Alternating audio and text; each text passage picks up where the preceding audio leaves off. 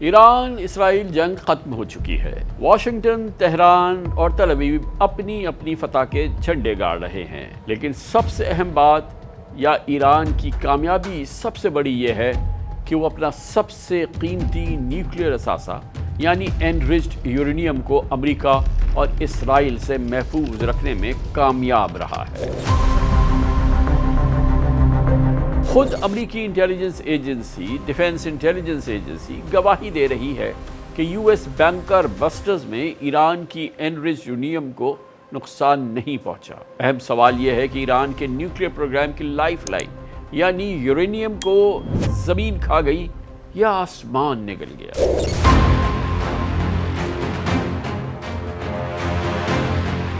International media report کر رہا تھا کہ ایران اسرائیل جنگ شروع ہونے سے پہلے ہی ایران نے 409 کلو گرام یورینیم جمع کر لیا تھا، جس کی 60% انریچمنٹ مکمل تھی۔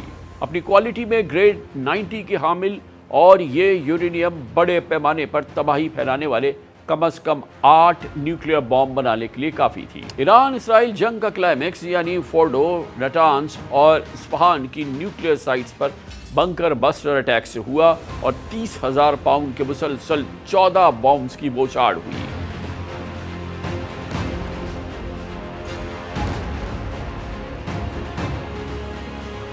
لیکن یہ مسٹری حل نہیں ہوئی کہ ایران کی 409 کلو گرام یورینیم کہاں چلی گئی۔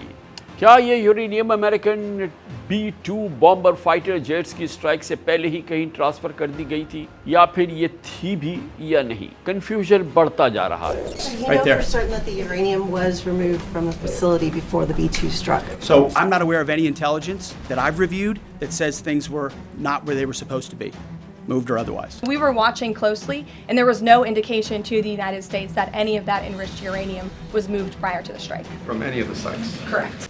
بہرحال انٹرنیشنل اٹامک انرجی ایجنسی نے مئی 2025 میں ایران میں یورینیم کی 409 کلو گرام مقدار ہونے کی تصدیق کر دی تھی، گویا کہ 400 سے زیادہ کلو گرام یورینیم تو تھی، اور اس وقت تک یہ ایٹمی مواد ایران کے اصفہان میں نیوکلیئر ٹیکنالوجی اور ریسرچ سینٹر میں محفوظ تھا۔ لیکن 13 جون کو اسرائیل کے فضائی حملوں سے پہلے یہ یورینیم IAEA کی نگرانی کے ریڈار سے اچانک غائب ہو گئی۔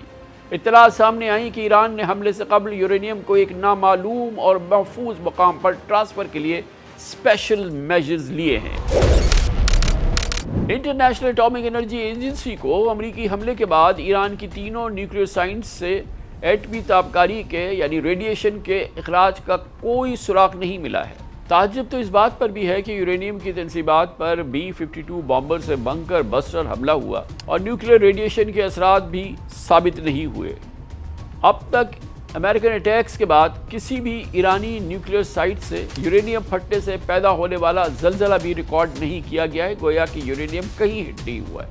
IAEA کے ڈائریکٹر جنرل رافیل گروسی، ان کا کہنا یہ ہے کہ انہیں ایران کی انریچ یورینیم کا کچھ علم نہیں ہے۔ انہوں نے امکان ظاہر کیا کہ شاید ایران نے امریکن اٹیک سے پہلے یورینیم کو کسی نامعلوم مقام پر منتقل کر دیا ہے۔ Do you have any idea where that was moved and if it was moved before the attack? We don't know where this material could be or if part of it could have been, under the attack during those 12 days. So some could have been destroyed as part of the attack, but some could have been moved. Iranian foreign minister Abbas Araghchi کی جانب سے IAEA کے سربراہ کو بھیجے گئے ایک خط میں باقاعدہ یورینیم کی منتقلی کی تصدیق کی گئی، تاہم ایران نے یہ نہیں بتایا کہ اس یورینیم کو کہاں لے جا کر محفوظ کر دیا گیا ہے۔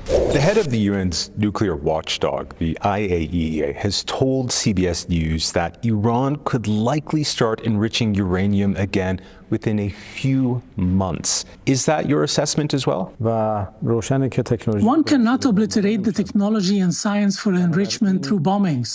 If there is this will on our part, and the will exists in order to once again make progress in this industry, we will be able to expeditiously repair the damages and make up for the lost time.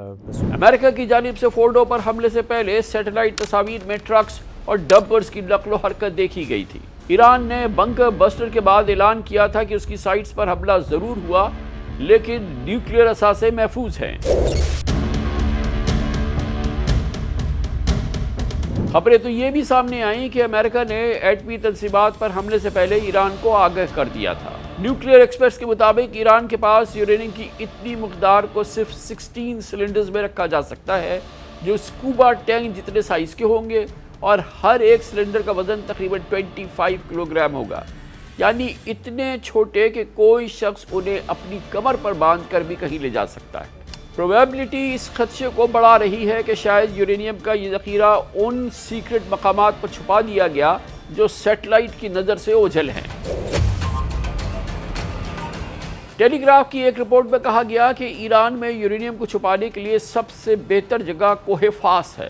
اس پہاڑ کے غار زمین سے سینکڑوں metre نیچے تک گہرائی میں پہنچے ہوئے ہیں۔ دلچسپ بات یہ ہے کہ پریزیڈنٹ ٹرمپ نے ایران اسرائیل سیز فائر پر خوشی کا اظہار کرتے ہوئے دعویٰ کیا تھا کہ ایران کی نیوکلیئر انسٹالیشنز مکمل اور حتمی طور پر ختم ہو چکی ہیں، اور وہ اب ایران سے توقع رکھتے ہیں کہ وہ اپنے نیوکلیئر پروگرام کا دوبارہ آغاز نہیں کرے گا۔ Our objective was the destruction of Iran's nuclear enrichment capacity and a stop to the nuclear threat. Tonight I can report to the world that the strikes were a spectacular military success. Iran's key nuclear enrichment facilities have been completely and totally obliterated. I don't see them getting back involved in the nuclear business anymore. I think they've had it. They've been at it for 20 years, and I don't see that happening either. Now, if it does, we're always there. President Trump کے اس دعوے کے بعد Bloomberg, new York Times اور ٹیلی graph کی reports میں کہا گیا کہ امریکی حملوں کے باوجود 409 کلو گرام اور 60% انریچ یورینیم کی لوکیشن کا کسی کو علم نہیں ہے۔ The questions remaining on the 400 kilograms of highly enriched uranium likely wouldn't be solved even if inspectors were able to return, if they weren't able to enter the sites. So we are left with very big questions about where that concerning amount of highly enriched uranium is. We talked last time about the fact that this enriched uranium could be easily transported in the back of 10 sedans, and the IAEA even has mentioned that Iran told them shortly after Israeli strikes began that they would take special measures to protect their nuclear equipment, including highly enriched uranium, which could have included dispersing it outside of known facilities. Global media میں U S intelligence agency DIA کے حوالے سے report کیا گیا کہ ایران کا nuclear نقصان اتنا بھی شدید نہیں ہوا جتنا بڑھا چڑھا کر وائٹ ہاؤس کی جانب سے دعویٰ کیا جا رہا ہے، یعنی کہ ڈونلڈ ٹرمپ کو جھٹلایا گیا۔ CNN نے امریکن انٹیلیجنس ایجنسی DIA کے حوالے سے بتایا کہ امریکی حملوں سے ایران کا بنیادی نیوکلیئر مٹیریل تباہ نہیں ہوا۔ 3 sources tell CNN that according to an early U.S. intelligence assessment, the U.S. military strikes on 3 of Iran's nuclear facilities last weekend did not destroy the core components of the country's nuclear program and likely only set it back a few months. That's right. So this is an assessment that actually is out from the Defense Intelligence Agency. That is the Pentagon's intelligence arm. And it was based on a battle damage assessment conducted by US CENTCOM after the strikes, according to one of the sources. اسی طرح سے ایران کے supreme leader آیت اللہ علی خامنئی نے بھی cease fire کے بعد اپنے پہلے اسٹیٹمنٹ میں کہا کہ ایران کے خلاف اسرائیلی جنگ میں شامل ہو کے امریکہ کو کوئی کامیابی نہیں ملی۔ آیت اللہ علی خامنئی نے کہا کہ امریکہ نے ہماری نیوکلیئر انسٹالیشنز کو نشانہ بنایا مگر وہ کچھ حاصل نہیں کر سکا۔ به مراکز هسته‌ای ما حمله کردند. انہوں نے ہماری ایٹمی تنصیبات پر حملہ کیا جو یقیناً بین الاقوامی عدالتوں میں آزادانہ قانونی کارروائی کے دائرے میں آتا ہے، لیکن وہ کوئی قابل ذکر کامیابی حاصل نہیں کر سکے۔ جو کچھ ہوا، امریکی صدر نے اس کی وضاحت میں ایک غیر معمولی مبالغہ آرائی سے کام لیا۔ یہ واضح ہو گیا کہ انہیں اس مبالغے کی ضرورت تھی۔ جو کوئی بھی وہ باتیں سن رہا تھا وہ سمجھ گیا کہ ان الفاظ کے پیچھے ایک اور چھپی ہوئی حقیقت ہے۔ وہ کچھ نہیں کر سکے، وہ اپنا مطلوبہ ہدف حاصل کرنے میں ناکام رہے۔ اب ٹرمپ ایڈمنسٹریشن کی جانب سے بار بار وضاحتیں آ رہی ہیں کہ ایران کی نیوکلیئر سائٹس مکمل تباہ کر دی گئی ہے۔ کبھی وائٹ ہاؤس تو کبھی اسٹیٹ ڈپارٹمنٹ میں پریس بریفنگ ہو رہی ہے۔ سیکرٹری ڈیفینس پیٹ ہیگسیت نے امریکہ سمیت گلوبل میڈیا کی رپورٹیں مسترد کر دی ہیں۔ ان کا کہنا ہے کہ ایران کا ایٹمی پروگرام مکمل تباہ کر دیا گیا ہے۔ بامبنگ کو تباہ کن نہ کہنے والے پریزیڈنٹ ٹرمپ کے کامیابی کے خلاف ہے۔ ڈیفینس سیکرٹری کا یہ کہنا تھا۔ There are so many aspects of what our brave men and women did that because of the hatred of this press corps, are undermined because people are trying to leak and spin that it wasn't successful. It's irresponsible. It's an important responsibility.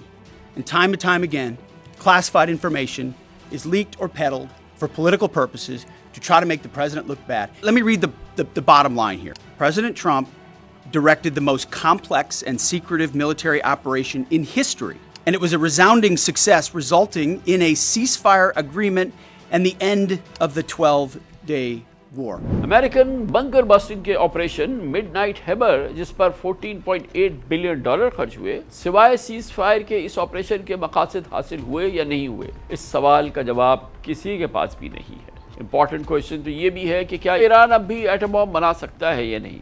Iran ने अब तक missile re entry या war heads test नहीं किए, जिन्हें nuclear weapons की तैयारी के लिए नागुज़ीर समझा जाता है।